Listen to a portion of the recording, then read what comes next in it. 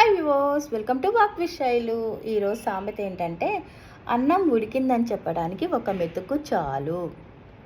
అంటే జనరల్‌గా మనం అన్నం ఉడికిందా లేదా అని తెలుసుకోవడానికి ఒక మెతుకుని వత్తి చూస్తుంటాం. సో, అది ఉడికితే అన్నం ఉడికినట్టు, లేకపోతే అన్నం ఉడకనట్టు.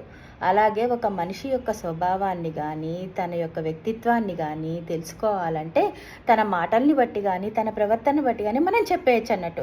తన చుట్టూ ఉండాల్సిన అవసరం లేదు. తను మనకు తెలవాల్సిన అవసరం లేదు.